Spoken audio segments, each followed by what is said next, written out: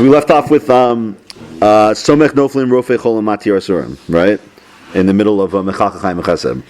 So what we already said is that what this adds to Tefilah is that it's one thing. In other words, the idea of Mechal Chachai Mechasem, Chai Misim Rachim Rabim is really something that targets the mind, because a person has to understand the Gevurah of HaKadosh Baruch Hu in the realm of Tchias HaMesim, because that's the greatest expression of Gevurah. But insofar as Somech, Noflim, Rofei, Cholim, Matir, Asurim, so that's more focusing on the normative human psychological framework where when you're in an extreme situation, and we'll get into the specifics today, but when you're in an extreme situation, I didn't realize I said anything controversial yet. So each of these extreme situations, if you think about it, the normative person when he's in that situation says to himself, like let's say a guy's got like I think we said last time, like stage 50,000 canceritis. So that kind of person thinks to himself, there's no possible way this situation will change. That's how he looks at his life, right? Or the Evion, the guy who's destitute. A destitute person thinks to himself, this is going to be my life for the rest of my life. He doesn't see in the normative causal way the universe works, why would you think that his situation could change? So that's what this is targeting. This is saying that if you really truly understand Koach HaKadosh Baruch Hu, there is no such thing as a permanent situation. A person is always subject to some type of change in his life. Let's say you took a person and he's like lying on his deathbed, all right, and he knows he's going to die. Well, he's on it. Actually, not that he knows he's going to die, but he has like a terminal illness, right? And you tell him, listen, don't worry about it. You're coming back anyway. That will not make him feel any better. Not at all. That's what I'm saying. Intellectually, you can always attach. First of all, it's not the objective of man anyway to come back. But you're right. Intellectually, he can attach himself to that. But I'm saying, if you think about it, the normative person, and when he's put into an extreme, he thinks this is it. And let's just use a crazy case. I'm not suggesting to do this, but if you jump off a cliff, right? So a person would say to himself, there's no reason to assume that gravity will stop working at any point in time. I'm going to die as a result of this action, right? That's cause and effect. Now, of course, 99.999 he's going to die. But God always has the koach to stop that from happening, right? So the other thing we're saying here is that a person has to just always recognize that whatever situation he thinks he's in, that there is no possible change in that reality, he's wrong. He's wrong. So everyone says the guy's in a better place, that guy. But why don't you say, listen, I want to be in that place also? No one ever says that. Because you value this life.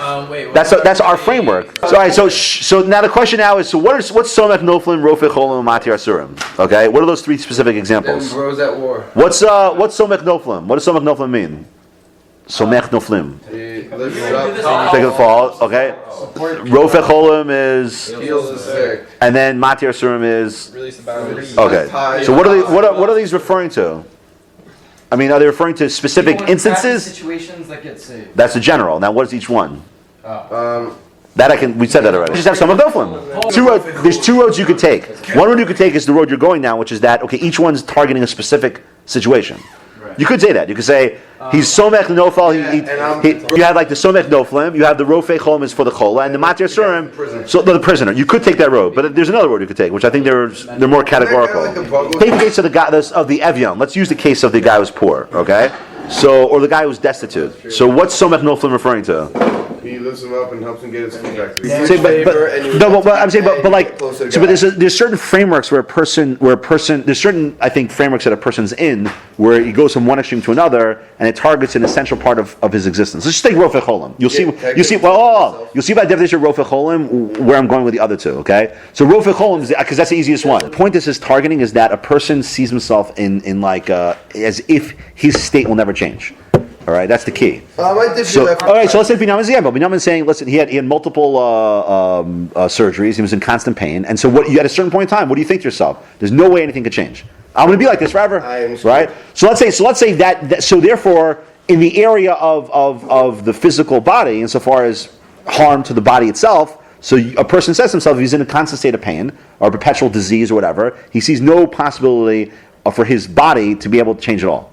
Okay, let's assume that's Rofei Cholim. So now you'll see where I'm going with Matir Asurim and Somech Noflim. Let's take Matir Asurim. Okay, the classic case is jail, but what is jail? I think jail, you could use it as specific, but I think there's a great. Well, forget pollard. Like never coming out. Right. Well, okay, but what's the nature of the limitation? You're right, but what's the nature of it? You feel trapped. Good. So what do you? So what is that? What is that metaphor? I don't like to use metaphors that much, but there's something allegorical here that's emerging. No, I really don't. But there's something allegorical. In other words, the state of mind of the prisoner is one where he's not able to use what? His own means. You're saying the same thing. His bechira. In other words, I would say that Matir Surim is saying how a person, certain situations a person feels like he's in, he just has no means of exercising his bechira. So in a sense, prison is really a paradigm. Why is prison? Because he can't get out. I'm trapped. The sense of being trapped. Somech Noflim really, I think, is about, because you have to understand, like a person who's in a, I highly advise, by the way, if you ever do Hilchos Tzedakah, read the Torah's introduction to it, and he talks about how what the mindset of the Evyon is, of the Ani. So the Ani and the Evyon, what's his state of mind? We know he's insecure, he's embarrassed, it's like a busha. A guy who's an Ani, so that's really a state of deflated ego. Like a person, like he's got no self-confidence whatsoever. So the idea is that God can take a person from that state where he sees himself as being destitute by definition and change his entire framework and bring him out of that deflated ego state. So how come we don't have That's a difficult one, because then you get U'Mekayim and Munasa L'Shnei Afar. So first of all, with the word U'Mekayim, so what would you think? It's Somech Noflim, V'Rofei Cholim, U'Matir Asurim, and then we say U'Mekayim Munasa L'Shnei Afar. So if you're the Baal Diktok here, where do you put is there a comma there, or is it just simply part of the same statement? It depends on what you want to do. Okay, let's find out. So what does it mean? I think that it's some like you have all the time. If you shoot No, of course, absolutely. So what's U'Mekayim Munasa L'Shnei Afar? What does that mean literally? U'Mekayim and Munato L'Shnei Afar. Fulfills his faith. No, it's probably. Oh, where's Yaakov? Oh, right, Yaakov's not here today. You got to get the art scroll. What? Yeah, I mean, U'Mekayim, so he what? Sustains. Okay, let's say fulfills. And Munaso. His His- trustworthiness. Okay, so meaning what? Let's get the right grammar here. In the Emunah and who? Himself. No, the subject hasn't been defined yet. No, it's just Emunato, the Emunah in him. To who? Emunah in him or his Emunah? No, Emunah in him. Lishene Afar. Who are those? So one sleeping in the one sleeping in the dirt have moon in him. right. So okay, good. So the literal translation is he provides the means for those who are dwelling in the So, dust Emunah to have Sal- Emunah in a Kadosh Baruch Hu. Correct. So what the heck does that mean? Why is it not in U'Mekayim Emunaso. Listen, Avid Ram says this. He says U'Mekayim Emunaso Lishenei Afar Al Shem. Right. It means based on a pasuk in Daniel. V'Rabim Mishenei Admas Afar Yakitzu. By the way, so the Avid Ram says Kolomar Kishem Shemekayim Emunaso Imachayim U'Marapa Osam. Okay, the same way that God ensures that there's belief in Him, right, through helping out people in this world. Okay. So too, kach asur l'kayim emamesim, and he'll provide the same thing for those who are dead. Well, what does that mean? That's a strange shot, no? In other words, he's giving even the dead will have the opportunity to have express their emunah in what do you call it in a Kadosh Baruch Hu.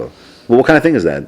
Just using the contrast one more time, because this does fit into the contrast. What you're saying is that the same way the contrast applies in this realm. What you're saying is that a person that a Kadosh Baruch Hu's koach is one where he even allows for the state of death, which you would think is one that is a what? But think about what I was saying all along. A person's got right. What Permanent. Right, permanent. In other words, that's the ultimate expression of. We're not talking about in their framework. We're saying that we would perceive it. You would perceive death as what? The regular person, not the Talmud Chacham. Right? That's it. The state of death lacks any means of change. Right? That's what a person would think. It's it's absurd. Right? Death is the finality. So even there also, you see that there. And that's why he sees it as the culmination. That's Chazal wrote it in a beautiful way. Then recognize also, even in this, the thing that the psyche points to as the end of all things. That's the inability to change. That also Hakadosh Baruch Hu has a koach to. Because. Like I said before, there's one thing to understand God as the idea of God as being Mechayim Mesim. But the psyche, you got to understand the way your psyche. The psyche loves immortality, wants to live forever. Because what's death in the psyche's framework? That's it. There's no more. And what's the proof? Because when you die, what dies with you? Your psyche, your instinctual, your emotions, they all die with your existence. So that's what it clings to. It clings to this world. You understand what? The I ego being.